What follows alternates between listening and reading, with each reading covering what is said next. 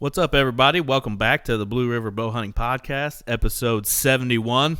This week I got Jordan Brown with me. He's a fellow ambassador and somebody that I've had on the show before, actually 30 episodes ago from this one, episode 41. It was just kind of cool to reconnect with Jordan through the ambassador program, because when we did the podcast the first time, I wasn't even a part of it. I mean, you had mentioned and talked about it on a prior podcast, but just kind of go full circle on that. It's kind of cool to have you back on, I think.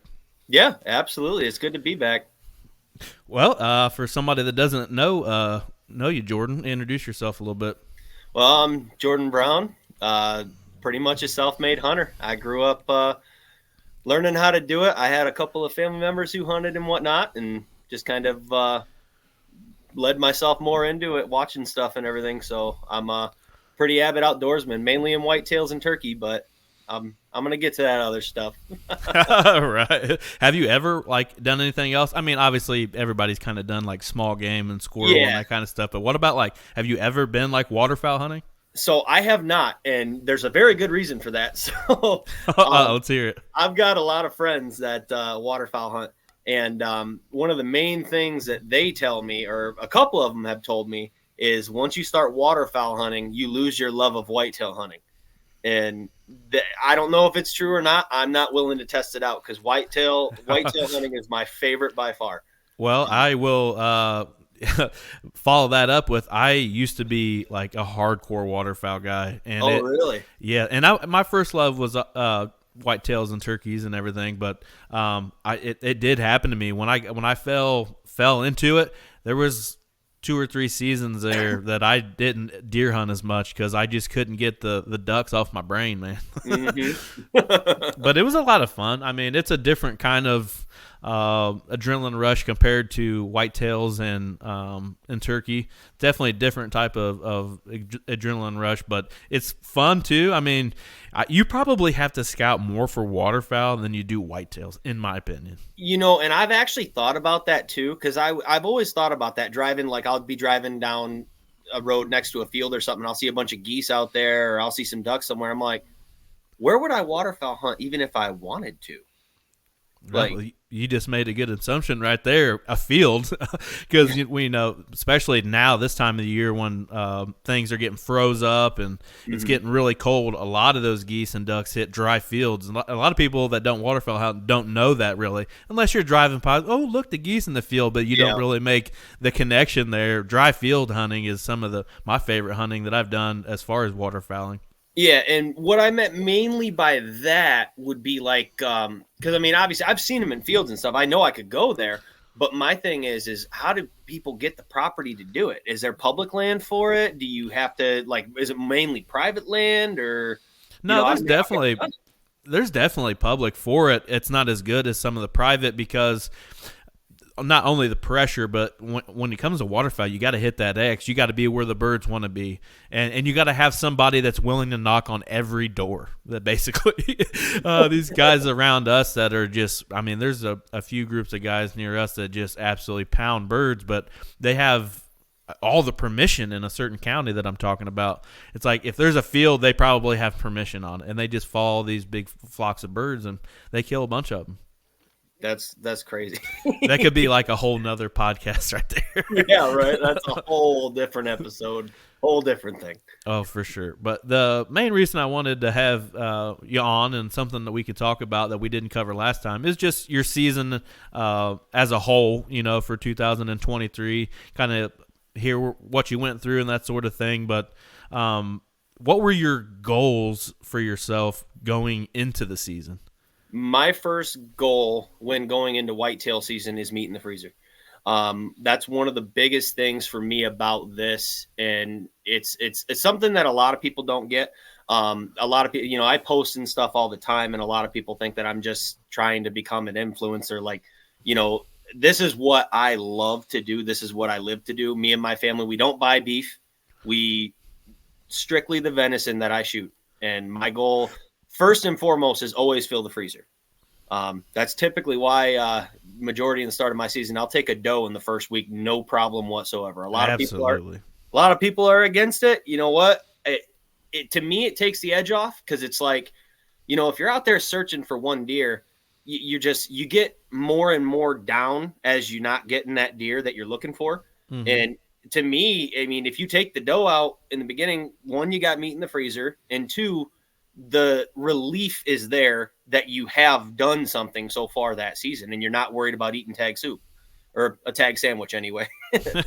Yeah, that's a great point, because I can't remember. I think it was on Facebook this past week, or maybe the week before. Blocker, wasn't that one of the questions or whatever they put on like their social media? Like, when do you like to take does? And that was my answer. Yeah, usually the first week of October, if possible. they asked that question. My answer was yes.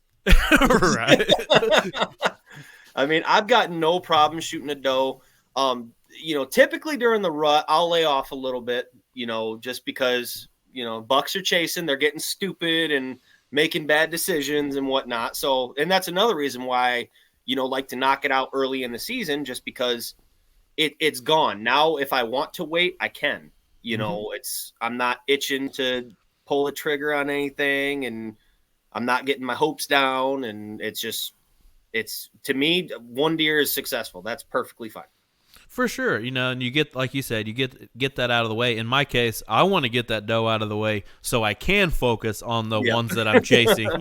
You know what I mean? And I think maybe a lot of people don't think about it like this, but when I travel, because I travel to 2 different states before my state even opens, those out-of-state hunts are like, all right, doe tag, it's going down. I don't care where it's coming from. It's going down, you know what I mean? And that's meat in the freezer, too. And then I don't even have to put that pressure or that sort of situation on a property that I'm hunting at home, where I don't maybe want to go in there all that much. I just don't want that human intrusion. And killing a deer in there is definitely going to, I wouldn't say screw the pooch, because I've killed deer one after another on the same property, but you get what I'm saying. Oh yeah, absolutely. You definitely don't want to be, encroaching on that. If you could stay out of there as much as possible. That's one of the reasons people love cell cams, because you don't have to go in anywhere. I mean, for sure, you can take, as people call it, your inventory of the deer in the area, and you don't have to worry about walking in, spraying down, messing anything up, and it works out great. We were just talking about goals. I already have one set for myself, and I'll ask you about your goals for 24 later, but I'm going to throw this in there while I'm thinking about it. I'm going to have a goal. There's a certain property that I hunt, and it's dynamite when it's dynamite sort of thing, but it's not really all that great until that happens. I have a goal to not even park in this place unless I'm going to have to change some batteries and cameras and that sort of thing. But I don't even want to touch this place until after the 25th of October. That's my goal. Don't even want to pull in the place. I mean, there's like 2 other people that have permission there, but we all kind of talk, and they let because there's like 4 or 5 different properties, and it's all owned by the same, and it's all on like the same county road, and it's like we all have our own little spot. And when I say spot, I'm talking 40 acres ish. And I let them have that, and they let me have that kind of thing. And so I know they're not going to be going in there. And if they do, that's no big deal, because, hell, I may go on them other spots one day. Yeah. But I think the 25th is a date I'm going to stick with, and I'm going to be hard on myself when it comes to it. Like, can't get this in unless I have some monster daylighting, which is not. We all know that's not going to happen in the first week of October. Walking through at 9:30 in the morning, you need to be sitting in that spot, right? Even the evening spot, because I try not to push in on this property, because there's I don't know, we'll say 10 acres ish. It's basically all doe bedding. And if you try to get back there, you push everything out of this place, and it sucks. But I found a spot where I can kind of slide in and not really mess it up all that much. Especially if there's no water in this creek. If there's water in the creek, I can't really do it. But if it's low like it has been, I walked right in it, and I mean, I saw does and a smaller buck stand up from their bed at like 80 yards. So I got in on them really quiet. So I'm going to just stick to that plan, and I'm not going to go in that deep and probably until first or second week of November. But that's just kind of a goal I had. What I thought about it anyways, get it out of my mouth. Oh, yeah, absolutely. So you were mostly hunting private, right? Last time we talked, it was like basically all private land, right? Yeah. Majority is private, simply because I'm so busy, man. I hardly ever have the time to get out. And fortunate for me, the property I work on is also the 40 acres that I am allowed to hunt. So for me, especially during the early season where it's not dark right away, I clock out at 5 o'clock and I can go throw my stuff on in my truck and I can go jump in the woods for 2.5 hours. That's And awesome. yeah, my truck is 50 yards from the shop and my stand is 150, 200 yards from the truck. So boom, boom, I'm done. And That's awesome. if the phones aren't busy and whatnot, then boss will sometimes let me kick out at 3 o'clock, 4 o'clock, and I can get out even sooner. And that's even better for me. Your boss sounds awesome. I listened to our last episode, and he gave you a bow and a gun and all kinds of stuff, yeah. letting you clock out early. I'm coming to work for this guy. Yeah, I know, right? My first Christmas bonus working for him was a 350 Legend because he heard that I wanted one. That's so he got crazy. Me 350 Legend, Vortex scope on top of it, and then after that, he knew I wanted a new bow. I had a 2017 Hoyt, and he bought me a brand new Hoyt RX5. This guy's awesome. There you go. So the private that you're hunting, talk about the kind of the terrain that you're hunting. Is it all just big, thick hardwoods? Because I know that can be kind of the story there in Michigan. What exactly is this place? So it is in a lot of spots. So not to get too off topic, my boss runs a dog fence company, and we install underground dog fences. Well, through that entire 40 acres is about 1.5 miles worth of trail. And trail is about maybe, 15 foot wide, and it goes all the way through it. And we train dogs down that trail. So believe it or not, I have actually shot deer about 45 minutes after walking 5 dogs through that trail. Oh, that's awesome. It's almost like, because if they see you, they'll run, but it's almost like they've gotten used to the scent, and they walk those trails going from A to B. And the spot that I hunt is a transition from the neighbor's property. He's got this big group of pines, and they love it in there. They go nuts in there. And every deer I've shot in that back corner come out of there transitioning into the hardwoods across the trail. And it's awesome. It really is. It's not too thick. It's got plenty of shooting lanes, and because it's private, I can trim it how I want it. So. Right. All lock-on stands? Oh yeah. It's even on private property. I use lock-on stands, and I even put padlocks on them just because, you can't trust anyone these days. Oh, no, you have no idea. There's people walking in there, you may not even know it. Oh, yeah, and all the videos I've seen, last thing I want to do is get excited, get my stuff, walk out there, look up, and my stand's gone. So it's right. Maybe that benefits you though with that dog scent being on the trail like that. Maybe it throws them off just a little bit. It does, because they're not too wary about it. Like I said, if they see people, they take off. And we've come across them while we're out there on the trail with the dogs, and then they'll still take off because they see you. But the scent, we got dogs that are lifting their leg to every tree on the trail. We'll go to the next one. They poop right on the trail and everything. And it doesn't seem to really throw them off. They don't, they come from all different directions. So the wind is it's kind of irrelevant there. Now, they have winded me, and if they wind me, they'll take off. But I think the benefit of us training out there 3 days a week is great. They don't care about it anymore. Yeah. What about bucks in the area? Is there a lot of bigger bucks that use that as a core area? Oh, yeah. Yeah, a lot of them. It depends on the time of the year. You'll typically see them after rut. You don't really see them before. Sometimes you will, but they're in the night. They won't come out in the day. But there are a lot of very nice-looking, non-typical bucks out there. I haven't seen a very I take that back. I've seen one good symmetrical 10-point out there. And other than that, they're all non-typical. They're just they're crazy. I've got one that I let walk twice this year. I want to see how big he's going to get, but he's got 5 points on his left side, and his right side he's got a fork, and it's about 12 inches tall, and it's just going straight up. That's awesome. And he's about 3.5 this year, and I want to see what he's going to look like next year. I want to see if he'll just keep going up, or if he's going to branch something off of that, or what it's going to be. Wonder what that is. Wonder if that's just something in the bloodline around there, that just happens to be that way, or what. I think it is because I've got trail camera pictures of very similar looking deer that have the same thing, but they're not as big as him. Mm-hmm. And I'm sure there's something bigger than him out there. I mean, I'm not going to see every single deer that's on that property. But there are quite a few bucks, and I'd say there's a lot of non-typical. I got an 8-point out there 2 years ago, actually. His antlers look like, I mean, he was more symmetrical, but his antlers look like moose antlers.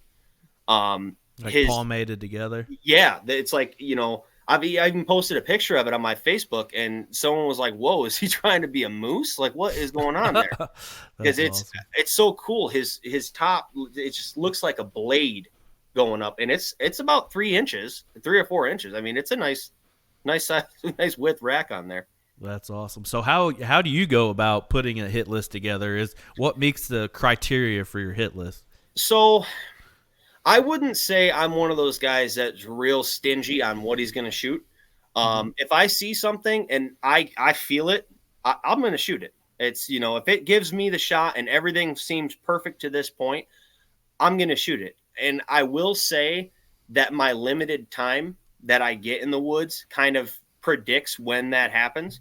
So it just depends on the time of the year, the time of day it is, what the rest of the year is it daylight savings time yet? Stuff like that will go into that if I shoot it or not. Like this year I took a 7-point. I'm more than happy with him. He wasn't on the hit list per se, but he came in and I got a video of that on my YouTube and on in the group. You've probably seen that. Yeah, I've probably seen it. But he came in perfect, did everything perfect, stopped where I needed him to, and I drilled him. He did everything. And I saw him on trail cameras, and I said, if I see that buck, I'm probably going to shoot it. Right. Well, like you said, limited time out there. I know how that goes. Prior to this past year, I spent so much time behind the camera. When I was behind the bow, I just got so excited, like I'm shooting the first 3-year-old I see, just having fun with it. But I got a little more pickier this year, and I'm going to try to be that way going forward. But I got some chasing some big deer, and when you got 170-inch deer on your camera, it makes it a little easier to pass those 2-year-olds that you need a couple of years. I mean, and I'm not even the kind of guy like let them grow. Like, I'm just kind of like, you know what I mean? If it's 170, that's what the one I want. Oh yeah, I'm chasing him hard. And that's what also helped my decision this year to shoot that 7-point that came in. He was perfect size. He was a good buck. He was like maybe 3 years old, give or take. And I saw the other deer on there. I let him walk because he had really intrigued my interest. I want to see what he's going to look like. I really do. It's not so much as like, I want to see how big he gets, but I want to see if that stays the same. If I see him next year, I'll probably shoot him. Because he's got a big old body on him too. He's a big deer. Man, the non-typical thing is just so cool to me. Some of the racks that you get out of that. I don't know if you've seen it on my socials, or you've probably seen it somewhere. But the deer killed here close to me by Robbie Rollenbuck, 231-inch non-typical, like 10 minutes from my house. It's a gnarly thing, and I shot my first non-typical this year. He was a symmetrical 8 on one side, and then he had kind of like these, like you said, a fork that was, like meshed together, kind of. Yeah, like 3 inches thick all the way down, and then had all these kickers off his brows, which was, I mean, is he a giant? No, but he was a very mature deer for the area. I'm thinking right around 3.5 years old. I wouldn't say really mature. He was mature enough to get shot. I can tell you that much. Oh, yeah. And I'll tell you what, if I ever see, because I've never seen one in person that I could shoot, if I ever see any sort of drop time buck, he's getting done. He may be a 4-pointer with a drop. He's getting drilled. He's going down because I will take that opportunity to shoot a drop time buck. Absolutely. 100%. For sure. Any day. For sure. So, transitioning into your first, month of bow hunting, early season. How was early season for you, or did you get to hunt much? Early season was good. So this season worked out really good to my advantage, especially early season, because my wife was pregnant and due August 15th, and she got 10 weeks off of work. So basically, I mean, I probably should have stayed home more than what I did with the new baby around. She It's let all me right. have It's all that right. one, but it worked out really good for me because I got to hunt a lot more than what I normally do, just because she was home, didn't have to go to work. She works night shift and I work day shift. Mm-hmm. So on the weekends when she was home, she normally isn't. She's at work, so I can't just go out and go hunting. I got 2 kids here now. Yep. I was getting to the point where I could take my son with me, who's going to be 7, but now I've got a newborn. Yeah, you just canceled out 7 years. Yeah, exactly. So I'm going to be sticking back to that strictly after work schedule for a while. And but early season was great just because of the fact that she didn't go back to work until November 10th. So I got to hunt pretty much all of October whenever I wanted and had free time. And thank God for her for that. No She wasn't kidding. happy about it sometimes. I hear that. But talk about it. I mean, were you seeing a lot of deer? I know you mentioned to me earlier, which I kind of remember that now. The around the opener was just stupid hot. Oh, so yeah, we go up to deer camp every year. It's me and 3 other guys. It's my buddies Isaiah, Justin, and Pelkey. We go up north. I almost said where too. I'm not saying that. No. You ain't gotta say all that. we go up northern Michigan. I'll give you that much. And we spend about a week up there. Deer camp. We'll typically go up to 29th, and we stay until about the 6th or 7th. We do rustic camping, all that fun stuff, and have fires. Just shoot the shit and all that, and talk about how the rest of the year has gone for everybody. We don't see each other that much. So we do that, and this year was not good. I mean, we hunt public land up there, and we see deer every single year. And this year, it was just 80s, 85, 90. And we saw deer hundreds of yards away, sticking to tree lines on private land that we could not get to. And they would just come out, graze the corn, right back in.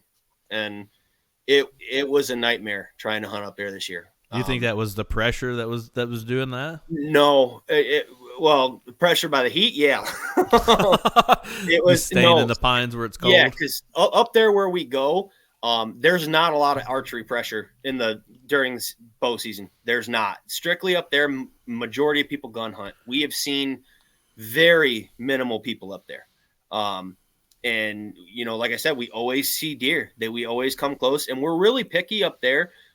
Simply because it is the start of the season, and up there is the only place that we've seen where there are giants. My buddy, Pelkey, he's gone up there the last 6 years, and he has gotten, I want to say, 3 or 4 over 130-inch deer from the ground with his bow on public land. So where was this at again? Yeah. I'm just kidding. So his last big one he got up there was a couple years ago. It was a real nice 10-point. And real nice 10-point. In that early in the season, he's getting it done up there? Wow. That's crazy. We'll see. You'll see them all through October. And typically it's one gun season starts is when you start seeing a lot less of them because everyone's up there shooting. Mm-hmm. And the area that we hunt is like I said, it's public land, but I can't say it because it'll give it away. I already know what you're talking about. I just want to see if you went that far. No, I'm not going to go that far. But it's open fields, so there's not a lot of thick cover. So typically you got to wait until they're crossing it, and they cross close. Like you'll be sitting right on the edge of a field, and you look to your right, and there's a deer standing 30 yards away from you that can't even tell that you're there. That's awesome. And you sit and you wait, and then you take it out. That's awesome, man. Did you enjoy because you were mostly private, right? Like you hadn't really hunted public all that much, right? No. So I enjoy that. Every other experience I've had with public is frustrating, to say the least. I enjoy that because it's something that I do every year with, my best friends who I call them my brothers. Mm-hmm. It's even if we don't see anything that day, sitting around the fire, grilling up venison from the previous year, just shooting the shit. And just that alone is worth it. Oh, for sure. That's what some of these out of state trips, like you talked about, the rustic camping. Mm-hmm. We've done that. We do that in Missouri early in the season. When it gets Mm-hmm. later, it's like I'm getting a hotel room because it's 12 degrees outside. But Yeah. the rustic camp, because where we go in Missouri, they have like areas that you can camp in, and it's a wide open place. So you can, there's some trails coming in or whatever, but having that rustic feel, like you said, having cooking hot dogs or steaks or deer that you killed while you're there, having some beers and kicking back by the fire, and then all crashing right there, and we're walking out of where we're camping at right into where we're hunting, which is kind of cool. I wish it were that easy for us. Unfortunately, we got to drive. It's only like 5 minutes away, though. We actually might next year. We might be delaying the opening a deer camp a little bit. We might be doing it. Honestly, it's going to depend on the forecast because none of us want to do what happened last year. For sure, that was terrible. And we had nowhere to hide, nowhere to go. It was hot as hell out, and there were no deer. There were, but like I said, they were hundreds of miles away, and they wouldn't come any closer than 10 yards out of the tree line. Laying in a creek bed somewhere. Yep. Yep, absolutely. So you went a little bit deeper into public this year, and you got it done on public. Talk about that. I did. So there's a spot that's actually not too far from me. My buddy's been hunting it for years, and the cool thing about this piece of public is it is landlocked. The only way to get to it is to access the public on the other side, but then you have to cross the river. And here in Michigan, there are people that will do it, but not too many people want to bust a kayak out, walk a mile back, canoe a mile down the river, and then enter other public. And the guys that own the private are friends of my buddy, and his girlfriend's mom lives there. So we get access to that piece of public, and I shot my first ever public land deer this year. Nice. That's awesome. Yeah. We were sitting up in a tree that we call the dance floor. The reason why it's called the dance floor is because it is this really big oak tree. And it's perfectly straight. You go straight up, and then the stand is right in the center of branch here, branch here, branch here. And these I'm talking branches. Right. And we call it the dance floor because you could have a party up there when there's deer standing there, and they will not see you. They don't see you, don't notice you, nothing. And so on public land, do they already have those stands set for you? Yeah. Nice. Yep. We leave them up there. So you can leave them up on public land. We take them down occasionally just to make sure that nothing grows in the tree because you can't damage the tree on public. Right. But we leave them up simply because, no one can get there. No one hunts it. No one goes there except us. And we've never had to worry about anything like that. I mean, I don't know if you can put a food plot on public or not, but if we could, we would. I don't know if you could or not. I don't know. I mean, I don't know. That's a pretty good question. I don't know if I've ever even heard that question before. Well, see, my thing is in Michigan, you can't do almost anything except a food plot. You can't bait. You can't mineral. You can't put anything on the ground that the deer can consume, which I'd have to look into that because even scents, if you're dragging a scent, I wonder if you can even do that. I'm not sure. They're really strict on that. So I don't know if you can. I know when baiting was legal, you could not bait on public, but I wonder if you could food plot because you can food plot now on private. But their rule is it has to be growing out of the ground. You cannot dump anything out. No hay, no mineral, no nothing. Yeah, that's how Indiana is too. We can't bait or anything like really? that. No, we can't bait here. No. Oh, I thought you could. Nope. The only place that I've been to where you could was Kentucky, but you can't on public in Kentucky.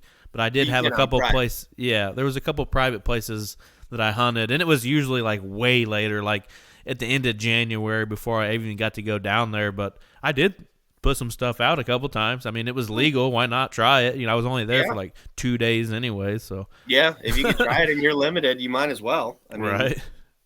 But I've never, it's crazy to me to think about states that you can, even on if it's a public or private thing. I wouldn't know what to do because obviously you're gonna want to a little bit because it's legal. Yeah, But yeah. then again, I'd be like, I don't know. Yeah, I'm the same way about it. And I see these people, and I haven't been able to bait for 5 years here, so I'm used to it now. And I'm just like, okay, whatever. But then I'll Right. go on like TikTok or Facebook or YouTube or something, and I see people dumping out Yeah. 50-pound bags of just corn, and then a 5-pound bucket of mineral, and it's just like, why can't I do that? It's I think it takes a little bit of the fun out of it. I yeah, mean, it I does. want to put my, I want to show you that I can put myself on deer by a little bit of knowledge that I have to do it. You know, anybody can kind of just throw the corn out and shoot a deer over the corn. Yep. I don't know. That's just my personal opinion on it. I'm not saying just because you shot a deer over corn that I'm Uh-huh. looking at you a different way. Because if it's legal, that's cool. See, Or whatever. But I think it takes the fun out of it. yeah, see, and my personal preference is exactly how I got that 7 point this year. Is I shot him on November 3rd. He was my third deer for this season, and he came in looking for a doe. I had some estrus hanging up in my tree that I rubbed on some tree branches and stuff and everything, and he came in nose up, tongue out, head down, looking around and everything, and Right. when I got him to stop when he was looking for a doe, it was I feel like it was way more of a rush than shooting a deer over a bait pile. Oh, And for I'm sure. not knocking that. If you shoot Yeah, deer, yeah, yeah. whatever. But for me, that was a different feeling shooting that deer. Um, Mm-hmm. just simply because it's like I stopped him from his mission. He was looking and he didn't find it with me. It's Same. That's how mine went down. He was searching too, and Mhm. search came to an end, brother. Hey, yep. You know what got you in trouble there, sir. It's Exactly. It's gotten myself into some trouble as yeah.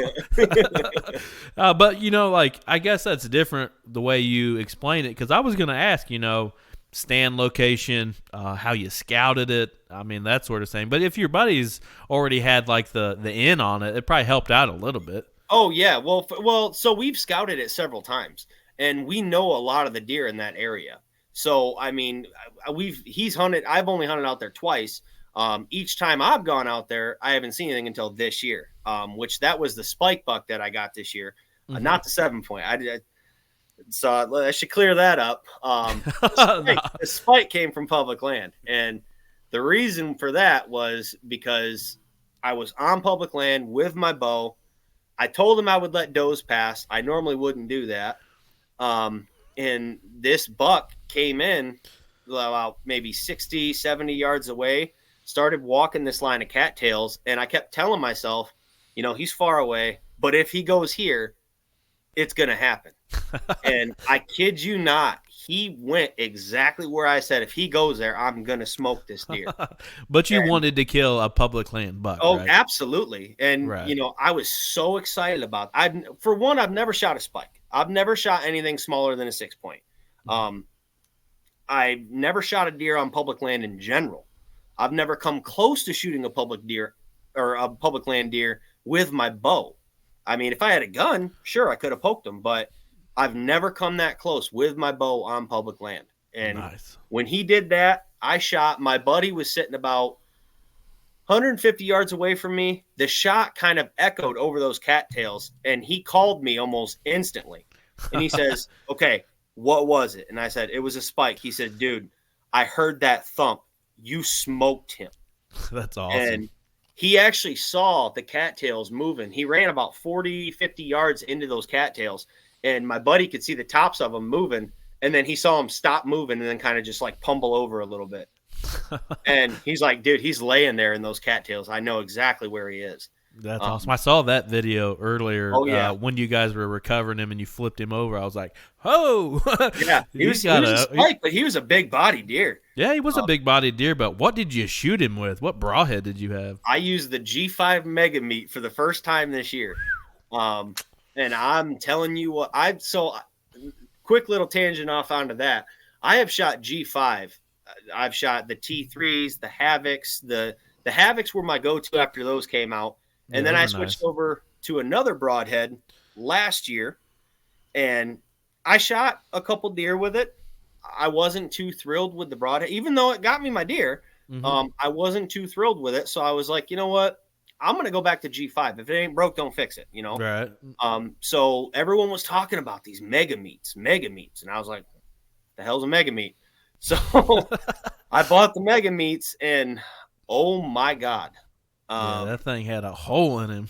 Oh, dude. And, you know, I hit right maybe about this far up his heart, and he just took off and was just done. The trail in that was, if you watch the still video on the full recovery, you can see on the cattails, it's just like a red carpet through those cattails. And that's awesome. I mean, even if my buddy didn't see him, we would have found him very quickly. That's awesome. Oh, yeah. So what's the biggest thing you think you learned from the 23 season? I need more time. Right. The biggest thing I've learned from the 2023 season is, I don't know. That's a toughie because I'm learning every year. Right. I will say I played the wind a lot more this year than what I normally would. And that public land kind of did help me out with that a little bit, just because I wasn't hunting the private, and we did have to go off of the wind when we went on that public because, you know, the deer aren't used to people walking back there because, like I said, it's landlocked. They're only used to us every season, you know, whenever we go out there. But it's much different than my boss's property where it's private. There's dogs running through there all the time. There's people walking the trails all the time. So it was a little different, and it was an experience, especially when getting that deer. I'm definitely going to be hunting more public land in the future. Yeah, I like public land to a certain extent. You know, I like to go on these trips and hit some public land out of state. I don't really hunt much public land in state, but that's just because I have private so close to home. But I love it. I think it's an adventure. I think people that really understand topography and how all that plays into you know, buck beds and doe beds and bedding and stuff and travel corridors and all that kind of stuff, when you can see what that is before you even step foot in a place. And then going off that, I mean, when somebody can throw that together, I mean, they can be pretty deadly even on public land. Oh, yeah, absolutely. And especially if you know, like, I mean, we've learned that from going up north in some of these places in public land here in Michigan. It's, you know, we venture to places that a lot of people won't go to. And, you know, if you're willing to walk 2 miles back into this big, gigantic piece of public land, you're going to see sign and you're going to see deer because not a lot of people are going to go there. Yeah. And if you're willing to put in the work, you'll see the results. Did you ever use anything besides that lock on public? Did you use like a climber or anything like that? I don't use climbers. Main reason for that, we discussed it a little bit, I believe, in the last episode is my fall. So I'm more of this needs to be secure. Like every tree stand I put up, and my buddy sometimes is annoyed by it. I've got like 2 or 3 like ratchet straps on that thing. I'm not semi-ratchets. Yeah, ratchet straps. Like it's, you know, this thing's got to be strong enough to pull a vehicle. Otherwise, I ain't putting it on the stand. Right. And I've got my tree harness on and everything. So he keeps telling me I should look into it, and I am looking into the Lone Wolf hang-on tree stands. The you know, the quick ones. You just attach them and then put the platform down and it's done.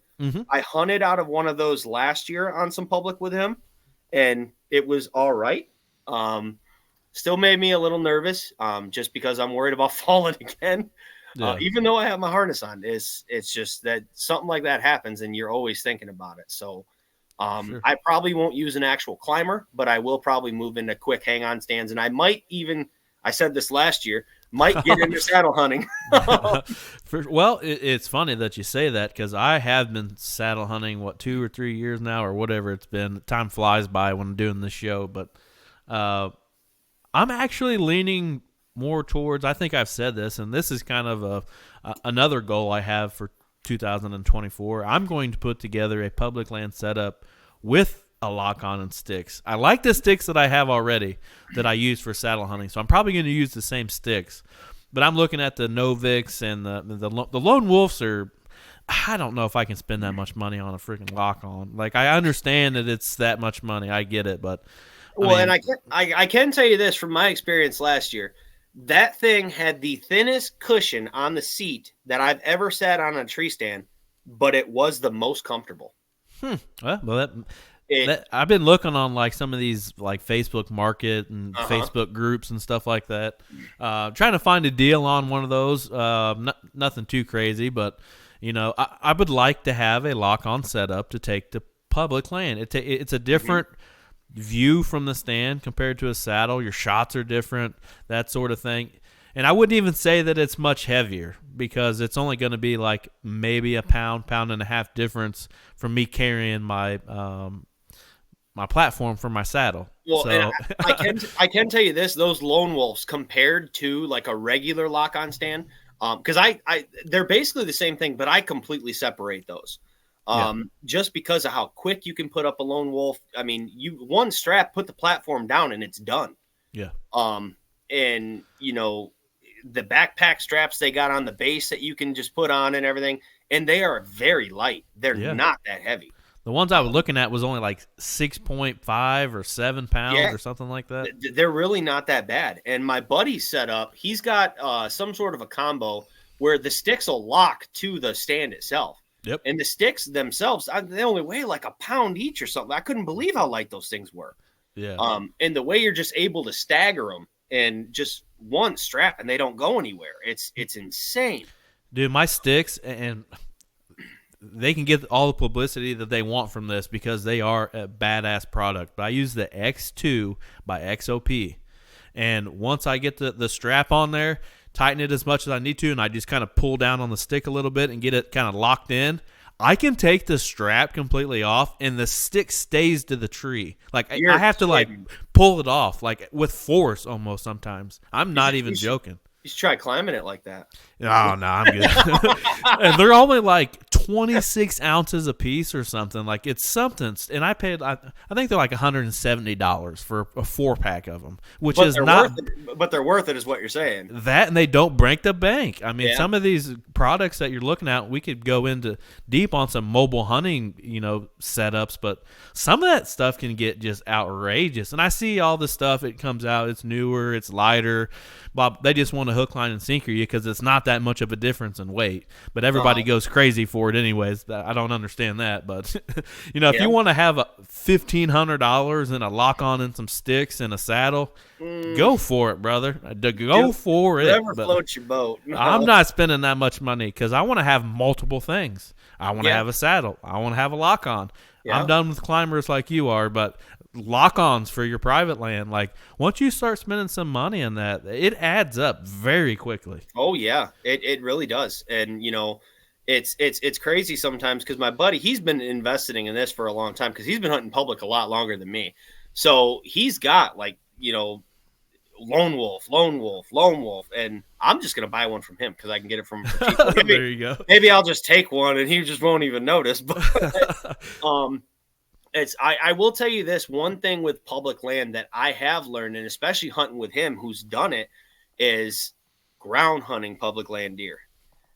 That was a rush that I've never had sitting in a tree stand. And I've done it a few times. I've shot at one deer and I missed her. That was last year's deer camp. Me and my buddy, we went to this parcel that we were looking at, and it's got this really awesome funnel. And the deer did exactly what we thought they were going to do. We were sitting right on the edge of this private, facing the public. There's this big fallen down tree with vines growing all over it. We've got our backs right up against it, tall grass right in front of us.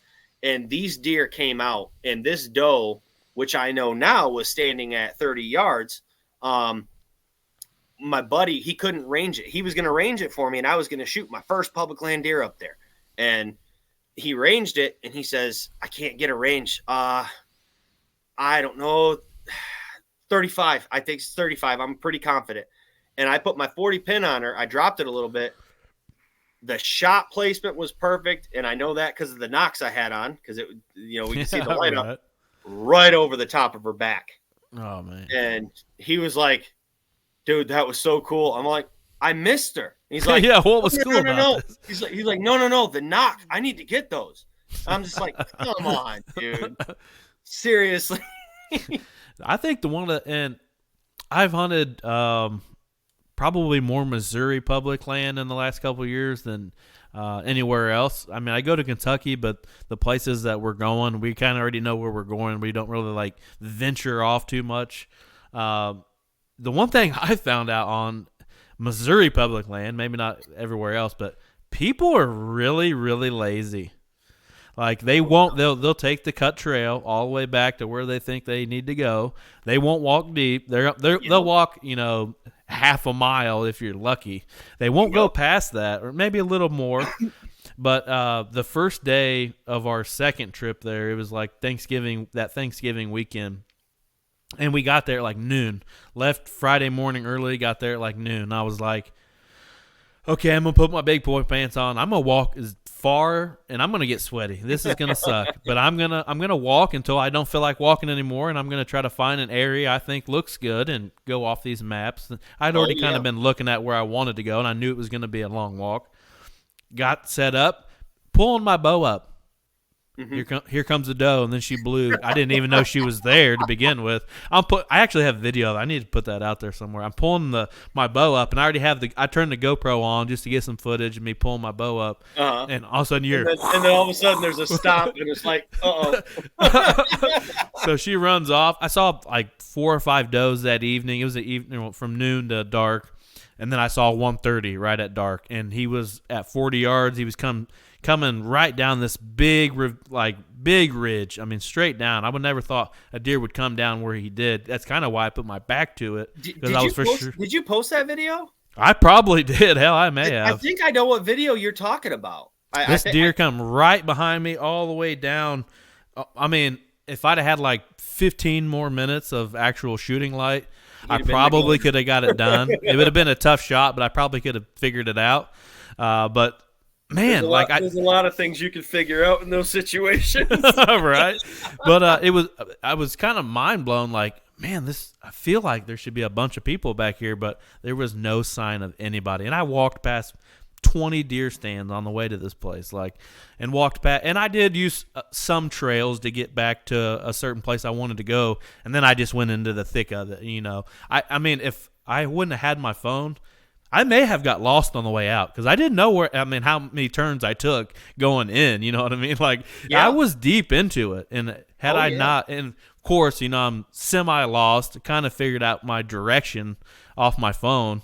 Mm-hmm. And then I jumped some turkeys up off the roost in the dark, and it scared the crap out of me. Sounded like a helicopter taking off out of the trees. Yep, and that's what we do with we use. I don't know what you use. We use OnX Hunt. This is not paid programming. Right. we use OnX Hunt, but we do the same thing, which I can tell you right now, if anyone out there uses it, get the saved maps so you don't have to have internet when you're using it. Yeah, for sure. But we'll do that same thing. We'll pull up the OnX. We're looking at public, and we're like, that looks really good, but we got to walk a mile. And it's like, all right, let's look at the wind. Let's look at the trails. Let's see if there's some way easier we can get back there so we're not dropping our scent everywhere. But that's the same thing with the public land up where we go is there are some areas where there's so many trails, and you can see the sign, but it's people sign. There's trucks going around. There's ATVs. There's footprints all up and down the trail. And we're looking at it and we're like, okay, that's where they're going. Let's go here. Because this looks like not too many people would try to get to this. And we'll get to those areas and it's like, God, there is sign everywhere. And we got to figure out a way to hunt this spot. Well, the good thing about this particular place is there's a gravel road that runs directly down the middle of this place. But at each end of this place, you can't drive it. There may be a gravel road, but you can't drive it. You can only walk it. And I'm talking you could walk probably more than 3 miles deep, and you still don't hit the center of this place.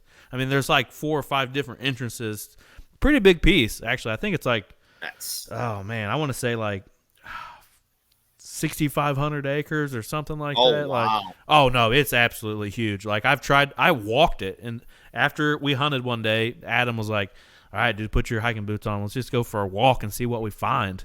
And we tried to walk from one end to the other, and I made it like a little over halfway. We both looked back like, Nah, bud, let's turn back around because we've been walking for like an hour and 15 minutes. We're gonna get lost. I mean? It's gonna take us an hour and 15 minutes to get back, and I'm sitting here just pouring sweat. That's a fun drag too. Oh yeah. Well, that was kind of cool. Aaron, one of our guys, had never killed a public land buck, never killed an out of state buck, killed a nice 10-pointer in Missouri, and the conservation officer actually offered to drive back there and get it for him. No, with like an ATV or no, with like his truck. His truck, because you can. It's a 10-foot wide gravel road all the way through it, and the conservation officer was even telling us that they have you can't on Missouri you can't use trail cameras on public land. Like so not at all. Not at all. Not at all. Oh wow! So they have cell cameras in like certain places to know when people are accessing this place. I'm like, that's a great tidbit to get. I'm gonna be looking for trail cameras everywhere now, because I wanted to put some out while we were there. Like, hey, we're here for 3 days. Let's try to increase our odds a little bit. Nope.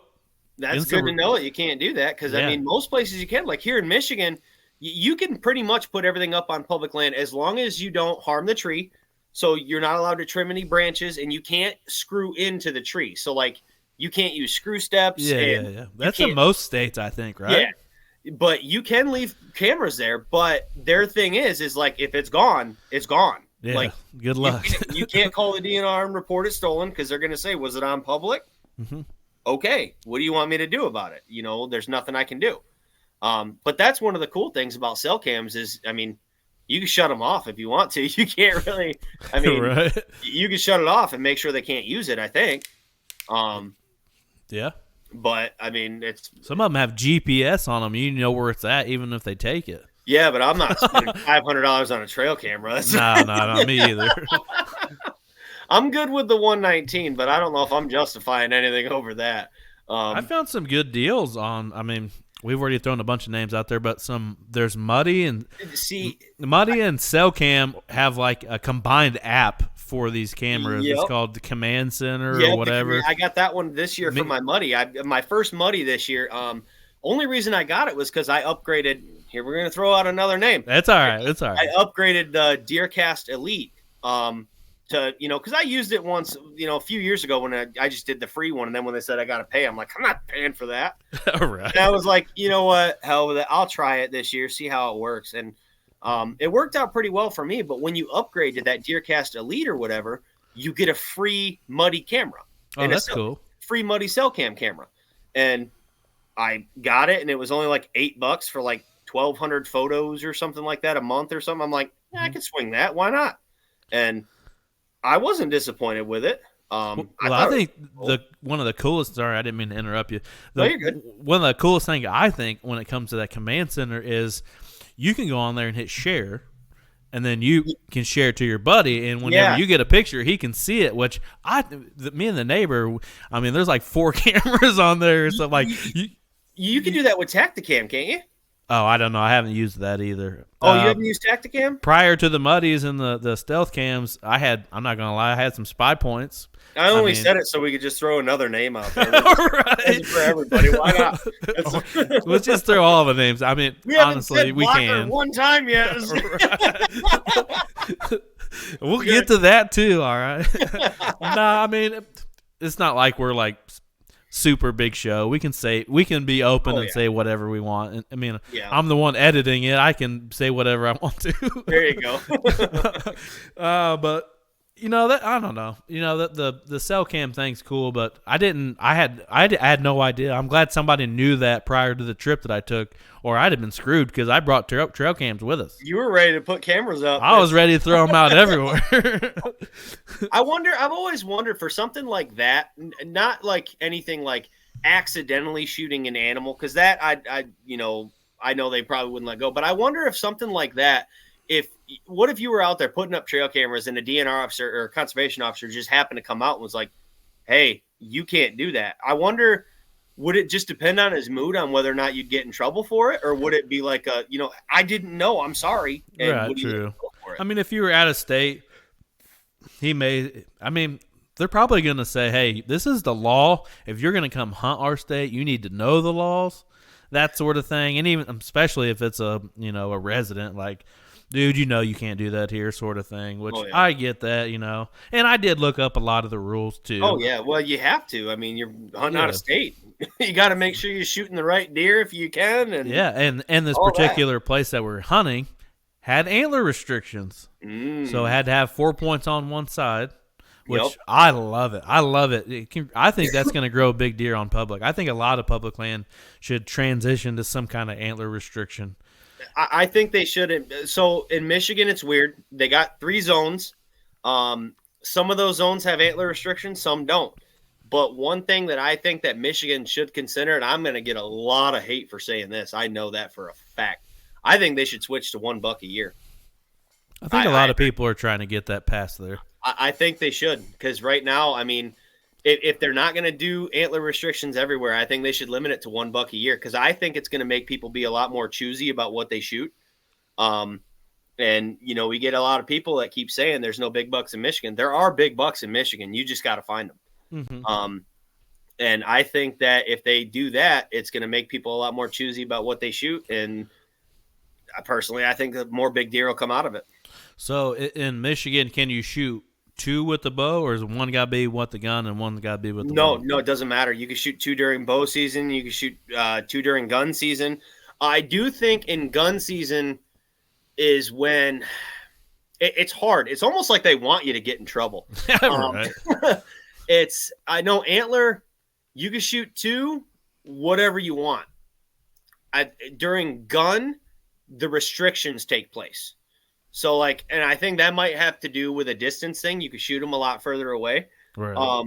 But I know that, and it depends on the season too. Cause I mean, they do that restriction. So during gun season, even if I shoot it with a bow, I have to go off of the gun season restrictions, if that makes sense. Mm-hmm. So it's I'm lucky my 7-point had 4 points on one side. I shot him in November 3rd.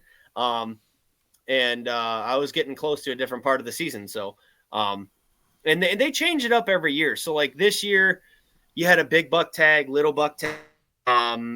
Some years they don't have any restrictions whatsoever, but this year in particular, it was, you have a little buck tag, shoot whatever you want, and then a big buck tag. So most people in Michigan, my buddy included, I won't say his name. He's one of the 3 I named earlier. He'll purposely look for a deer that has 4 points on one side just so he can put his big buck tag on it so he can shoot whatever he wants with his other tag the rest of the season. That's crazy. Yeah. Well, maybe if they want to keep it $2, maybe go with a gun tag and a bow tag. You can shoot one during gun and one during bow.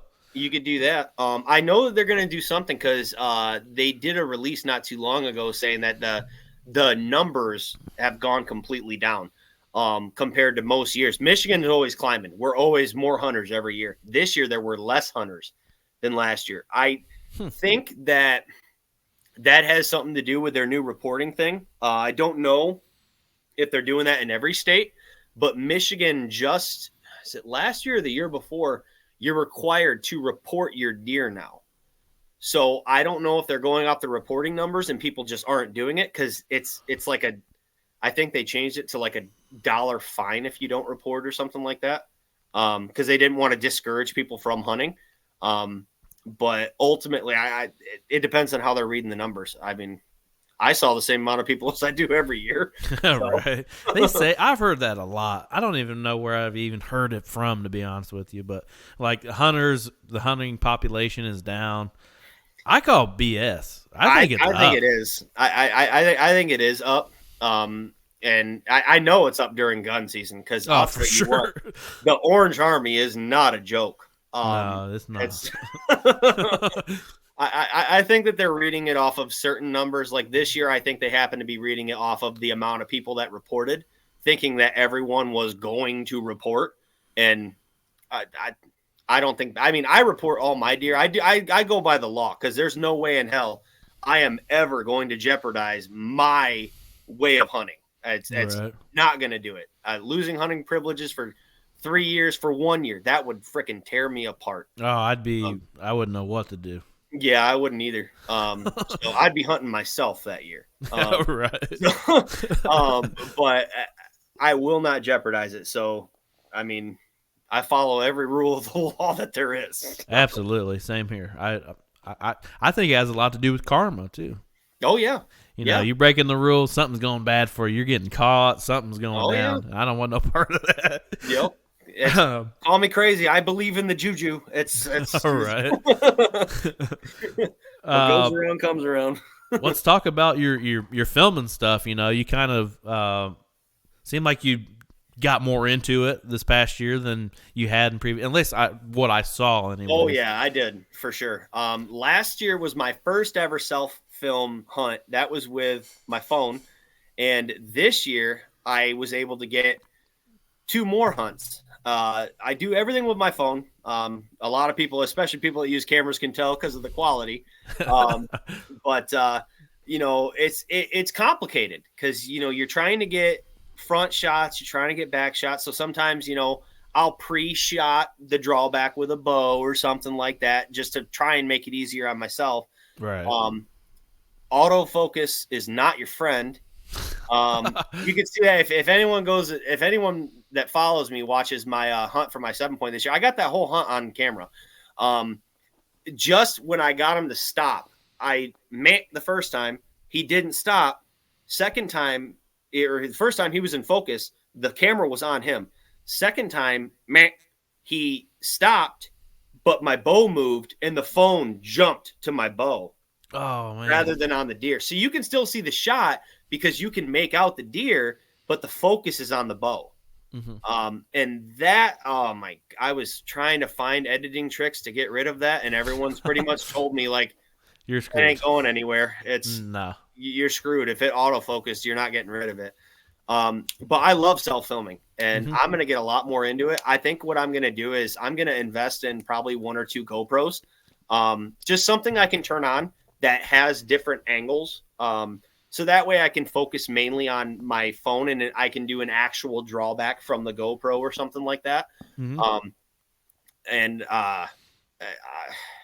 What kind of mount are you using on your phone? So I've got a Muddy camera arm that I bought off Amazon. It was like $30 or something like that. Mm-hmm. And so my stuff is all combined together. So none of it's come with everything for something. So, I bought these selfie sticks off Amazon that were a good price. They were $20. They extend, they go to a tripod, and they have a little remote with them and everything.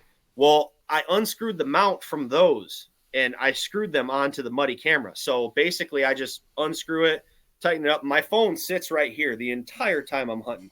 Mm-hmm. And sometimes, depending on the time of day, I'll just leave it on, ready to record. Don't do that a lot because it kills your battery. I guarantee it. With the phones nowadays, you don't just have an extra battery, so because you can't remove the batteries. What if you use like an external battery that you can plug into while it's sitting there? Might be able to, but because I'm so inexperienced, I wouldn't know where to mount it to where it's not going to mess up in plugging it in. And plus, I am an all-weather hunter. I don't care if it's raining. I don't care if it's snowing. I don't care what it is. And I'm a poor hunter, so that's why I'm still shooting. That's why I'm still shooting them with my phone. I mean, you could get some introduction level cameras that wouldn't break the bank. I wouldn't think. Yeah, no, you can. And I say GoPro. I'm not getting GoPros. I'm getting $60 GoPro mock cameras. Well, you get action cameras. yeah. Like I'm actually, they're not $60. They're $80, but they come. I mean, the reviews on them are good. You know, they come with all these accessories, a chest mount and, you know, head mount and little thing I can tie to the tree and all that. And that's perfect for me. You know, well, that's what I think so cool about the way you do this.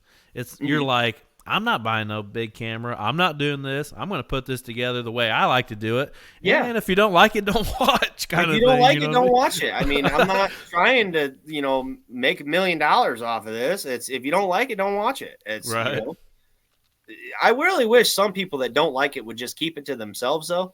Because you actually get bad comments? Oh, yeah. I've gotten bad comments. Really? Oh, yeah. Absolutely. That's crazy. You know, yeah. And typically you don't see them because I delete some of them. I leave some of them up, but I delete some of them just because they're comments that don't really make sense. Like, you know, someone will say something like, I did a video that I did little bits of still shots with my phone, and some guy, it said something like, if you're watching my content, God, what did it say? If you don't like what I do, but you watch everything I'm doing, guess what? You're still a fan. Yeah, I've seen that. Actually, I did something commented like on it, and I didn't delete his comment because the rest of the people took care of him for me. Because he's like, he went on there is like, you'll never be this, you'll never be that, you'll never be. I don't even know this guy. Right. And this other guy walked on there and he says, "Hey, you're a fan," and and it was like, why did you take time out of your day to say all this? You don't know who I am. Dude, you would imagine some of these comments, and I'm not going to lie, for people that are listening to this, I delete comments a lot on YouTube, like a lot. I don't know why people think they're entitled to say that some of the stupidest stuff I've ever heard in my entire life, but you get deleted almost immediately when you do something like that. Yeah, and there's this one guy that I deleted and blocked. I think I blocked. I can't remember. I'm very new to YouTube. I was mainly TikTok and all that, but I'm now on YouTube. And my subscriber base, I'm not kidding, in the last few months, just from posting these videos and these shorts. Shorts, for sure. Oh, shorts, 100%. Oh, yeah. I went from 7 subscribers at the beginning of this hunting season to, I think I'm at 160 now. Nice. And stay with the shorts. Yeah. Keep those going. For some reason, that's like the key right now that on is YouTube. the goal. I don't get it. Oh, for sure. I went like just in this past week, just off like 2 shorts. I went from like 800 to like 850, all in like a week, which is crazy. I mean, that's it's insane. I have YouTube wrote down on here. How is that transition into going from like TikTok and Facebook to YouTube? Is it very hard? No, it wasn't hard to transition away from TikTok simply because I can't post a lot of my content on TikTok, which I don't get because I'll see videos of all kinds of stuff that should not be on the internet. Oh yeah, but me shooting a deer and providing for my family insults somebody. Right. And even some people that it's insulting are people that eat meat. They just don't get it themselves. Oh yeah. And crazy. But some of the main stuff, I want to jump back. I'm not going to say the exact comment, but there was this one guy on there. I did a YouTube video, and I'm sure you've seen this one. It's what I use for the doe estrus scent. I use my wife's tampons, awesome. free ones, because I don't buy dipsticks. It works perfect. You dump it on there, it absorbs it, and it doesn't leak. So I did a short on that, and there was a guy that got on there, once again, someone I've never met before, and started insulting my wife. Oh my gosh. And I'm just like, dude, come on, man. Like, there's some crazy people better to do with your time. Like, I put a lot of work into filming and definitely editing and putting everything together. Oh yeah. And I had this guy comment on Adam's video from last year. I don't know if you've seen it or not. He shot a very nice buck, like directly below us, and with the camera out for people that can see me on YouTube right now. I was like shooting straight down with the camera. and once he shot, the deer was at like 4 yards, and we're in like really thick woods, and I couldn't find the deer once he shot it. Like this thing bolted. And somebody was like, "Way to go, cameraman! You losing your job?" I'm thinking, dude, I did the best I could. Like, you could get up here and do this. See how you like it. It's not easy. Hell no. It's not at all. It's not easy, especially if you're self filming. Because I mean, like with me shooting, with my phone, it's hard because when you get as excited when you shoot a deer like that, it's like you map it out in your head of what you're gonna do. You don't do it. No, you don't do it. I was lucky enough to do it with my deer this year, but last year when I shot my doe, I didn't like put my bow down and then follow where they went and everything to finish the video. But this year, I made sure I did that. I like trained myself. Like I drew back, let down, and then started moving. It was almost like muscle memory. I just like that's what it is. I've tried. Yeah. I don't remember who I was talking to on here about self filming, but. It is. You get used to doing it. Like, I would say even like 2 or 3 years into filming, like, it is really tough on certain situations. But once you do it for so long, like you said, it's like muscle memory. Like, the first few years, I hated self filming myself. I just wanted to shoot the deer and then have fun. You know what I mean? And now it's Yep. like I can't even set up without even setting this camera up because it's just like part of my routine. See, and so far, I've only had to do this once, but I have come across, I've had some people that'll ask me, they'll be like, so what do you do if you have a deer walk up that you want to shoot, but your camera isn't ready? And I say the same thing every time. I will say this until the day I die. I'm going to shoot that deer. You'll get the after story, but Right. I'm not going to be one of those guys that says, oh, can't shoot it because the camera light's bad. Mhm. It's, if I see something and I want to take it, I'm going to take that deer. Oh, for sure. That's exactly what I did this year. Yep. I've talked about it on LinkedIn here. I didn't have the right camera arm for that particular hunt. Couldn't get the deer in frame on my. If I'd had a bigger camera arm, I could have. I said, "Screw it, let's do it." But I'm shooting this deer right now. I'm not passing this deer up because I can't get it on film. Make fun of me all you want, but I'm shooting this freaking deer. I don't care. Tell me I can't hack it. Right. I don't care less because at the end of the trip, I was smiling. Exactly. I was high fiving and hyperventilating afterwards. Well, and that's what happened with my spike buck because I recorded all three of my deer this year except the spike. I didn't get the shot and everything on film. My buddy Isaiah was there with us as well. He was sitting in another spot and he says, "Oh man, did you get this one on film?" Because he likes what I do and he follows me and stuff and he likes all of it. And I was like, "Nope, couldn't get the right angle." So, man, what's better? What's better than what you just explained? What's better than having a buddy that supports something? Nothing. Dude, that's Nothing. the best, man. I love it. It is. And I'll tell you what, shooting a deer while you're with a group of friends that is so supportive, it takes that feeling of just shooting an animal and it just heightens it so much. It just boosts it up when you've got not just you sitting there excited over what you just did, but when you got your buddy over there, it's patting you on the shoulder like, "Oh my God, good job, man," and all this, and it's way different feeling. It's awesome when you got someone to celebrate with as opposed to celebrate it's awesome regardless, Right. but it's way better when you got a buddy celebrating it with you. Absolutely, dude. Especially where spring coming up and turkey hunting. Oh, yeah. I don't even know if I've turkey hunted by myself. I couldn't even tell you how long. I mean, it's almost like a thing to do. Like, let's go. You know what I mean? Like, let's have I'll call for you. I'll film you. I don't have to have the gun. You know what I mean? Yeah. I just want to go. I don't even have I don't have too many friends that turkey hunt aside from people in the ambassador group and stuff like that. But like my hunting buddies that I go with don't really turkey hunt. So, my first person I ever went turkey hunting with, aside from myself, was my son. And, let's hear it. I know there's a story behind this one. Let's hear it. I have been hunting turkeys for 3 years. I got into it and I jumped in. I'm like, how hard could it be? I see them all the time when I'm sitting in my tree stand. How hard could it really be? Looking for them is a little bit different. Yeah. Especially if you don't really know what you're doing. So first year didn't even come close. Not even no. Second year came close. Had a Tom that came into a field and he figured out what I was doing, I think, and he turned around and went the other way.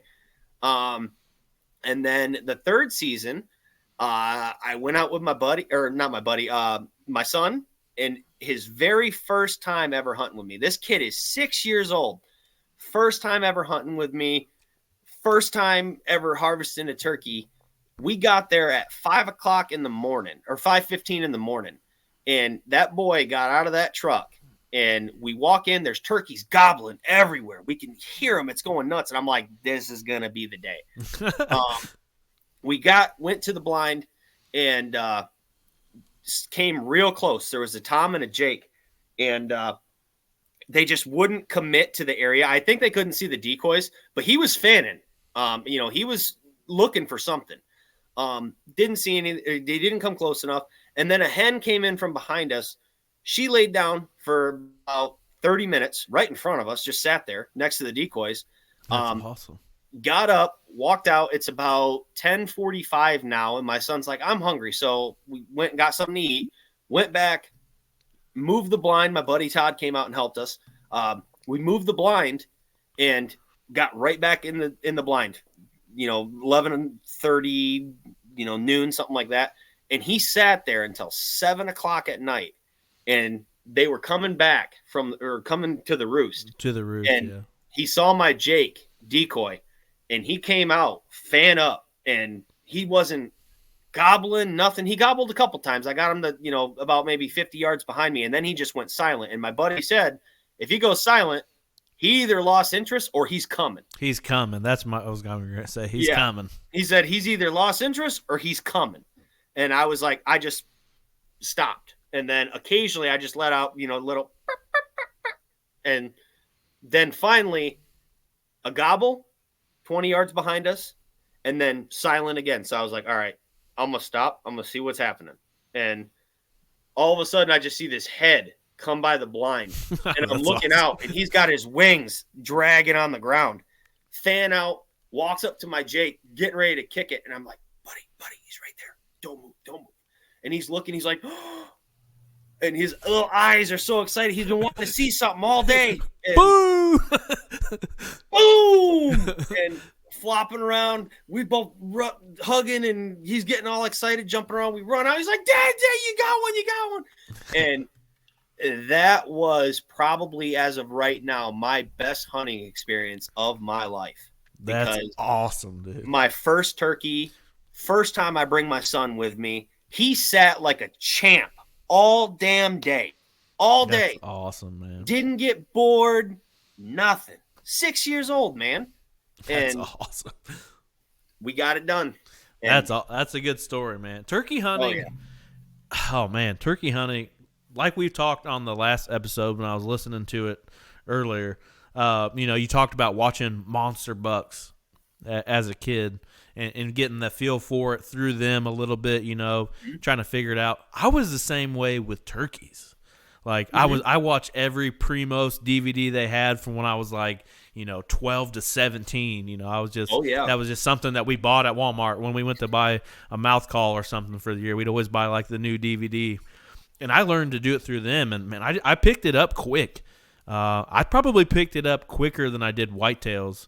I killed a turkey before I killed a whitetail. Oh, really? Yeah, I killed my first turkey when I was 14. I didn't kill my first deer till I was 15. Oh, wow. I know, and turkey hunting is just I don't even know how to explain it. It's just like a soul cleansing experience. Oh yeah, in the springtime. It's different. It's definitely different than whitetail. For sure. It's I can't even I really can't describe it because of all the emotion I was having that day. Just my son, first turkey, this and that, and I was just like, I don't know how to feel right now. It's right. Like I don't know who all listens to this, but Brian Wenzel put a video on Facebook earlier of a turkey in a field and it gobbled. Mm-hmm. I've watched that video, and it's just a 10-second clip. I've probably watched that video 30 times a day just because I can't get enough of it. Like I'm ready to go like right now. sometimes, especially after that, I'll watch like a hunting video and, I'll hear someone, cluck at a tom or something like that. And then all of a sudden you hear that gobble and then I'll get like a little shiver. Yeah, I'm like, for sure. Oh, here he comes. Here he comes. Or, it's definitely a different feeling.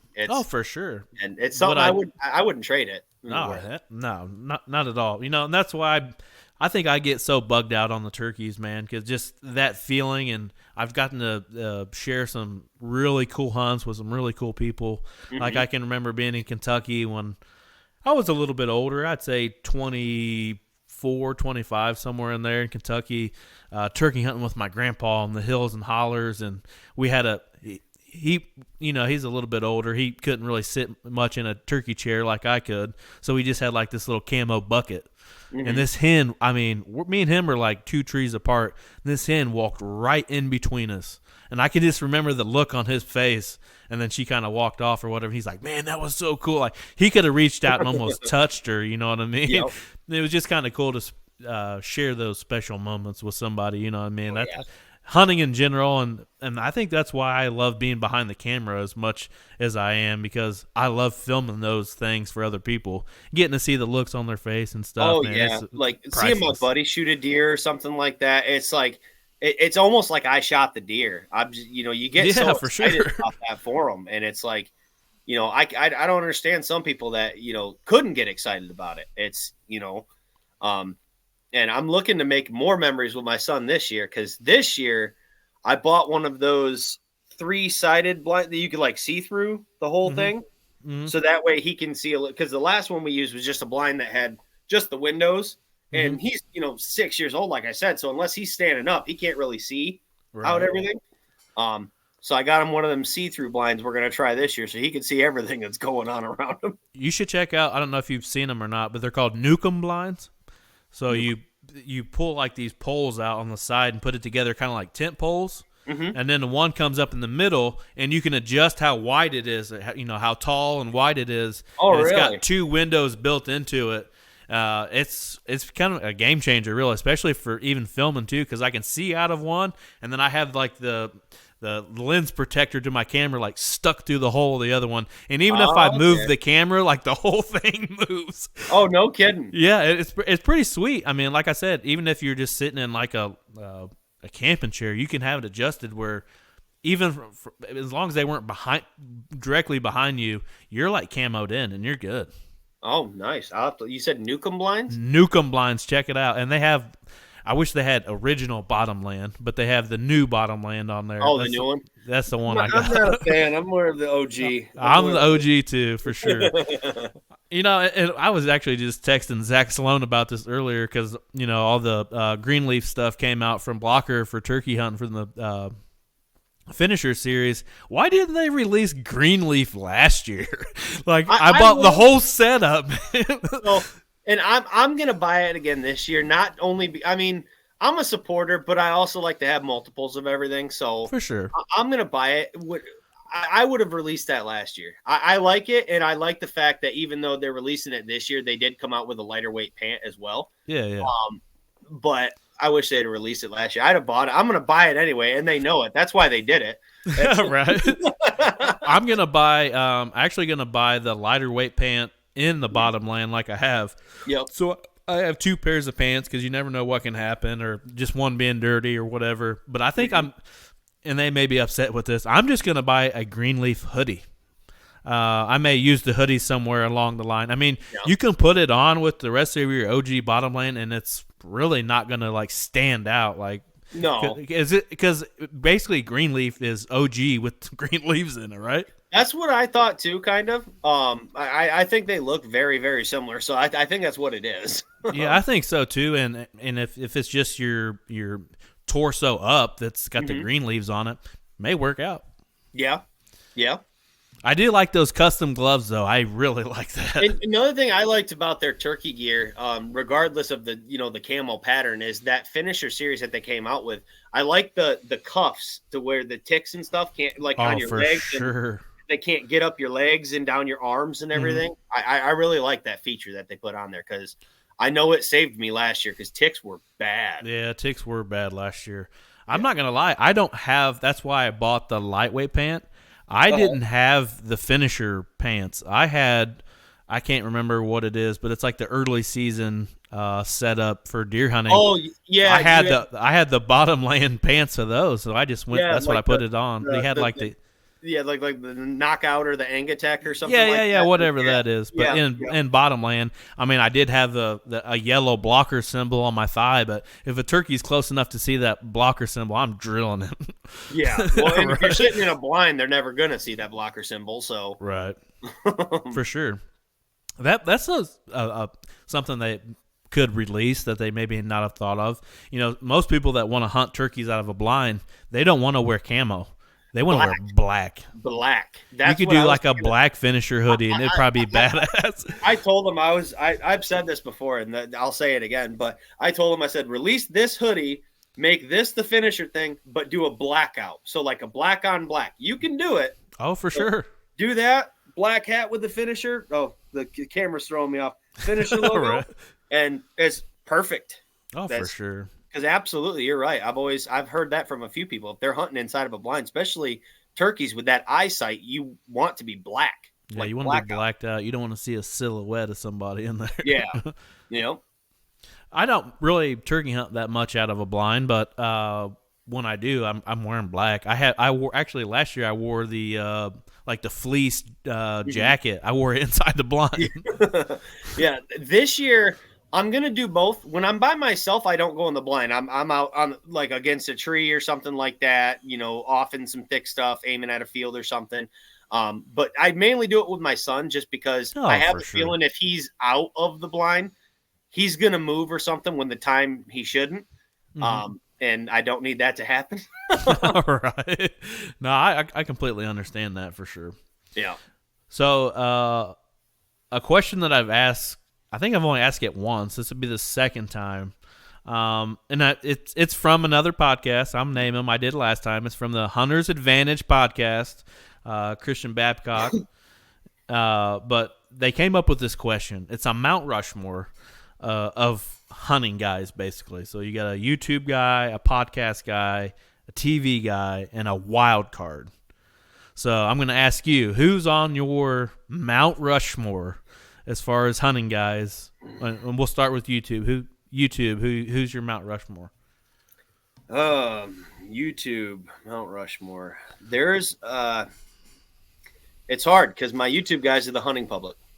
Mm-hmm. That's a great answer for that. Yeah, so I'd say them. Yeah. I said I homered out on a couple of these just because I like people more than I like other people. For my YouTube guy, I did Zach Sloan from Mid-State Outdoors. I think you didn't do Jordan Brown. I didn't do Jordan Brown. Oh, come on, man. My next one was going to be Brett Morris, but not anymore. Shit. All right, a podcast guy. It's not Brett Morris. Who else would it be? So there's one. No offense, Brett. No. That's hunting podcast I've been listening to for a few years. What's his name? Truth from the Stand. Clint Campbell. Clint Casper. Huh? Clint Casper. No, I thought it was. Is it Clint Casper? The Truth from the Stand podcast? I don't know. Let's look. You got the computer. You got the computer. All right, let's see. I don't ever listen to his name. I listen to his podcast. I listen to so many. I'm like, I have a certain day for each show, and it's like I try to listen to some other ones in there, and it's just hard sometimes because I follow him on Instagram. Truth from the Stand Hunting Podcast. We're Googling on the show, everybody. Just Clint Campbell, you're right. I'll have to check it out. Never listened to the show at all. It's 372 episodes deep. It's a very good show on there. He's got, there's one guy, I'm sure you've seen him. It's Johnny Utah. Oh, yeah. Mm-hmm. Yeah. He's been on the show a few times. But I started listening to him back when he first started. Nice. And he's a real big DIY hunter as well. He converted his own trailer that he bought into his hunting cabin to pump put a few beds in it, solar panels, heaters, and all that stuff. And it's a really good podcast. It really intrigued my interest, especially when starting to listen to podcasts. But I would put him up there for that. I went with I couldn't get past it because he made the question up from the Hunter's Advantage podcast. This was his question. So I went with Christian Babcock. I really enjoy their Hunter's Advantage podcast. See a lot of clips of it on social media. But a couple good guys and a really great show to listen to. Yeah, absolutely. TV guy.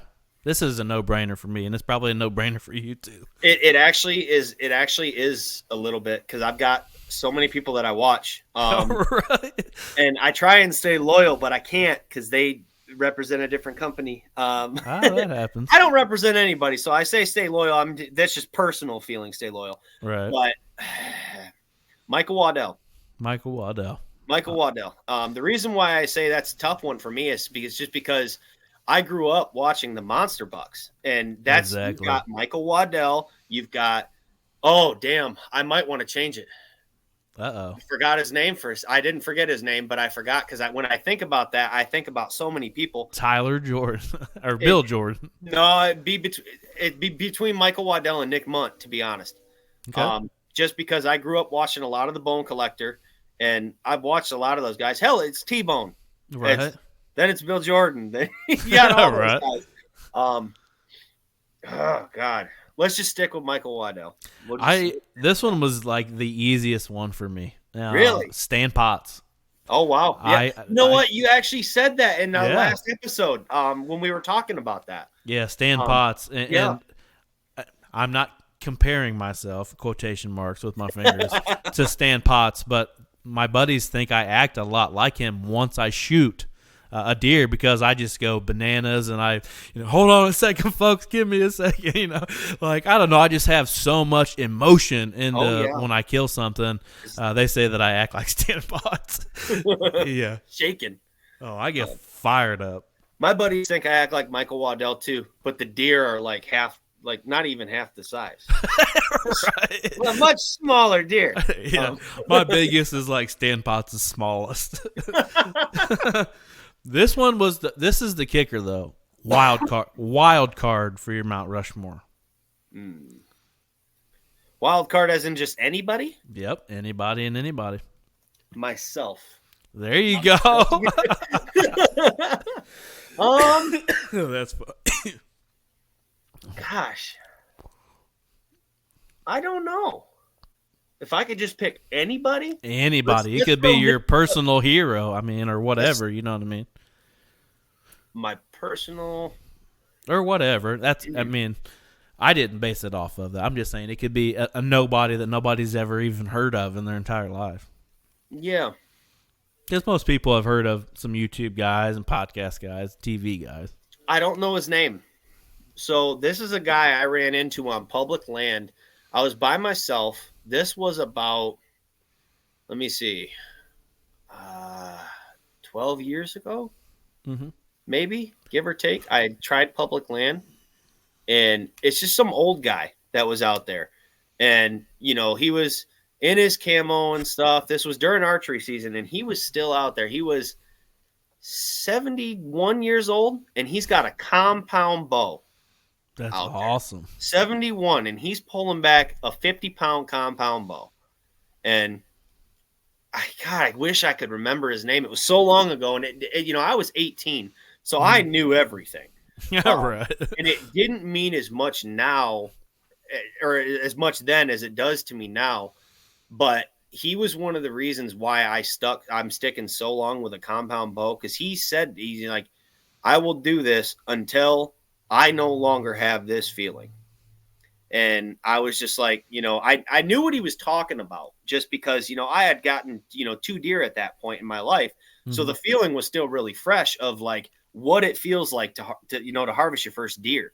Right. And especially with a bow. And it was way different, because my first deer was with a gun. My first 2 deer were with guns. My third deer was with a bow. And I knew what that felt like. And it was just, he said that, and I really wish I could remember his name.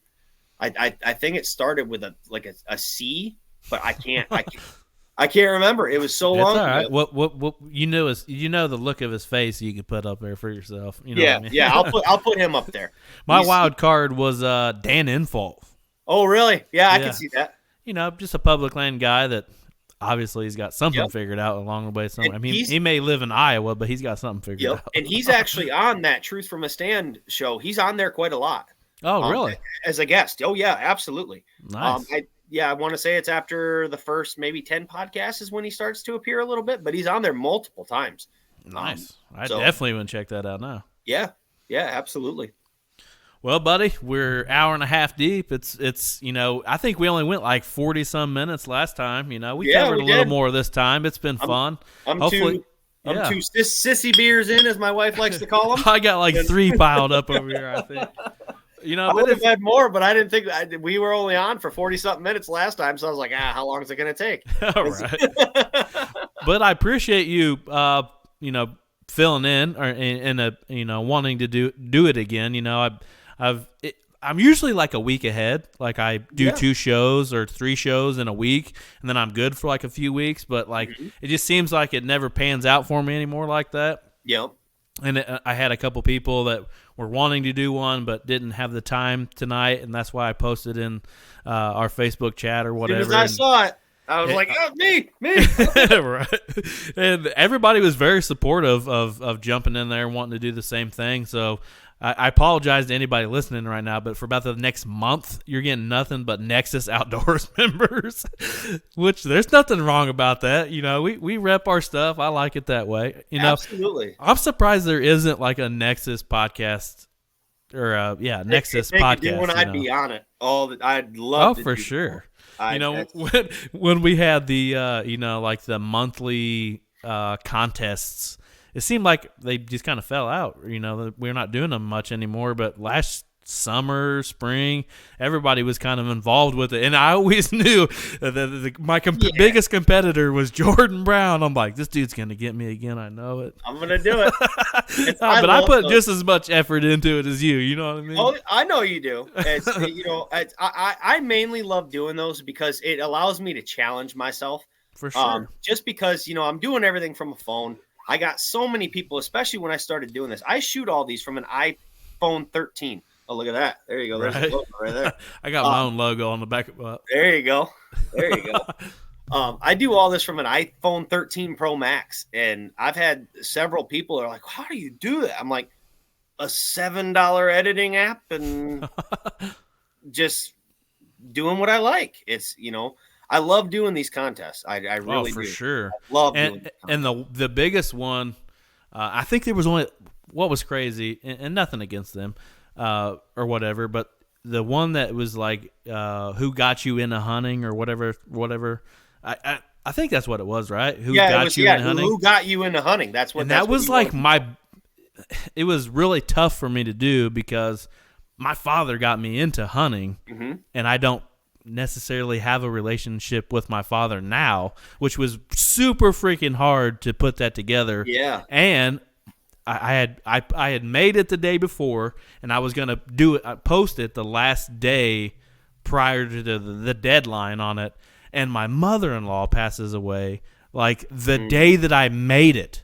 Like, I was like, oh, my God, like, the world, should I even put this out? I was afraid to post it on my social because, my mother-in-law just died, but I'm posting a video about who got me into hunting. You know what I mean? Like, it was super hard for me to put that out there. And I think there was only 4 of us that did it. I think all 4 of us should have got gift cards. I think we should have. And you want to know the secret of how I shot those different angles with that? With cell phones? Mm-hmm. I shot my phone right here. I took my wife's iPhone 13 right here and That's shot. Awesome. Hit record, went and sat down, and then I meshed them both together with the sound. That was awesome. You had like the blocker license plate. I'm like, he's got me beat with the license plate. I went hardcore with that one. Wait till you see what the truck's gonna get. Oh, I can't even imagine. It's gonna be related, but just wait. But it's all fun, you know what I mean? Even if you beat me or I beat you, and it's all still fun, you know what I mean? I don't care if I do care if I win because I'm poor and I can't afford more hunters. Right. I care if I win, but I just enjoy doing it. So if I don't, someone else does, whatever, Right. Victor, if you're watching this, I do care, and you better pick me. He's like, there's like 50 Scentlock people that did it, and then there's like 3 blocker, but I can't choose Jordan or Brett again. Who do I pick? I've thought that too. I'm like, I hope no one thinks they're playing favorites just because I'm winning, but no one does anything. I mean, it's like, if you want to win, you got to participate to win something. It's right. Like I said, but I don't care if I win or lose. I just like doing it. I like getting the content out there. I love sharing their products because I love wearing it. Absolutely. Like listening to myself on the episode 41 when we talked last, I've been a scent walker guy since I've started hunting. It's not just because I do it because I'm in part of the Nexus thing. I do it because that's what I like, and I think their products are great. And it was shortly after I joined that I was on your podcast, and then I talked about it, and then all of a sudden I saw your name come up in the group, and I was like, I know that guy. All right. I was on his podcast. There he is. And I was like, dude, welcome aboard, man. Hell yeah. Oh, absolutely. And we talked last time about, forming relationship with others off social media in the hunting space. What more could be true than some of these people that I've met in the Nexus program? Super down to earth. I mean, friends that I probably talk to more than people that live, close or Mm-hmm. were my so-called friends. I talk to these people more than I do anybody else. Yeah, absolutely. And, and that's one thing that I like about it, better than other groups that I've been in, because I've repped other camo brands before. Mm-hmm. But one thing that I like the best about this one is they don't, and I don't want to make this sound bad in their way, but they don't just let everybody in. Mm-hmm. It's they want people that are actually like us, down to earth guys that want to wear the product, want to represent it, and are truthful about it, um, Right. versus, some other companies out there. It's like, yeah, if you'll wear it, come on. Yeah, if you'll wear it, come on. It's just like, Right. I mean, there's companies out there where their whole backbone are the people that are repping the brand, buying Mm-hmm. it. Versus with Next, what do we have, like 450 people or something like that? Something like that, yeah. I It's mean, some of them obviously participate more than others, yeah, which is a given on no matter what it is, but there's some diehards in there. yeah, absolutely. And they give incentives for that kind of stuff too. So I mean, Yeah, absolutely. I love it. I love the contests that they do. I love the whole group, and you can definitely see a key group of people that are in there all the time compared to because they're not 450 people posting all the time. It's No. Just like in Victor's little short thing Yeah. for his real thing, it was only like, I can't remember the number now, Yeah, 90 shares. Or yeah, I something. think it was Randy Strausser, I think's his name. He said, "Could you imagine if everyone in the group actually shared it?" And Right. it was like, "Come on, man! You're in the group. Yeah. Just all you have to do is share it. I mean, you don't do nothing else. You might as well. Right. It's whatever." Yeah, I mean, we could probably go down a rabbit hole on that thing for sure. You know what I mean? Yeah. It doesn't matter what group it is. There's going to be people that participate more than others, or even have a clue what to do once they're there in general. But Yeah. And there's some people that are going just for discounts, and they do their 1 or 2 shares a month or whatever, whatever floats your boat. And yep, I do, for sure. I do as much as I do because I enjoy doing it. And, Same. I enjoy repping the brand that I'm a part of, and that's just me. And I seen somebody post on there today. It was like, I'm starting to see the finisher, product, everybody's stuff rolling out on this. I'm like, I've been making finisher videos for a month, just like, because I enjoy doing it. I've been trying to do as much turkey content as I possibly can. Oh yeah, and I do too. And I hope they have a big release like they did last year. They did that finisher release last year, and that shit sold out quick. Oh, I guarantee. That's why I'm trying to get that hood. I ordered the hoodie and the pants, and I really like the loose face mask because the tight one, like when I take it off, my beard's like going every which direction. Yeah, like, your beard. it's hard to take. It's hard to take some good, gripping grins with a turkey when my beard's going like 7 different directions. Yeah. But I enjoy it all. I'm really thankful to be able to part of all that stuff. And I really enjoy the people that I'm doing it with. Oh yeah, absolutely. Me too. There's a lot of friendships and everything, and there's a lot of people that are in Michigan I got to connect with. A lot of people out of Michigan. You're in Indiana, right? Yep, Indiana. Yep. I got to come to Indiana. I got to see you. I got to see Victor. Well, Victor lives like 10 minutes from here. Yeah, well, Victor's from Michigan, so he can bring his ass up here to see me. Right. No, it's pretty cool. Getting to go up there and hunt with the Mid-State Outdoors guys and that sort of thing. And then I'm going to try to do something similar this year. I held the public land deer camp thing once, had a blast with it. I saw that. It was a really good time, had a blast. But I kind of want to do what Mid-State does with their turkey camp, but I want to do it with deer camp. Yeah. And I'm not saying, hey, I'm taking everybody and their brother hunting on my property. That's not what I'm saying. Some people are going to have to figure it out, but I still want to have that camp. You know what I mean? Like, I got a couple guys that could probably take some people, but like, there's some public not too far from here either. That'd be the hard part to figure out. But I would love to host a deer camp. I mean, damn near at my house. You know what I mean? Oh yeah, absolutely. I'd love to host something like that. I would be taking everyone to public land. I'm not taking no one to private. Right. I'm friendly, but I'm stingy with certain things. It's right. I'm with you, buddy. I would take a few people if I could, but oh, for sure, and I can, but it's also kind of like a trade thing. You know what I mean? Like, I go up and hunt with Zach at Mid-State. if he came here, I would take him to my property because that's just the kind of buddies we are. You know what I mean? I wouldn't stiff him and be like, well, I killed 2 birds on your place. Yeah. We're going to public land. You know what I mean? It's like, I'm on your podcast. You take me to your property. And whoa. Whoa. I just gave you almost 2 hours of my life, man. Right. It's a kind of the longest podcast I've done in quite a while, which it's cool. It's flowing good. We're chatting. I like it that way, but yeah, absolutely. I am going to end it, by the way.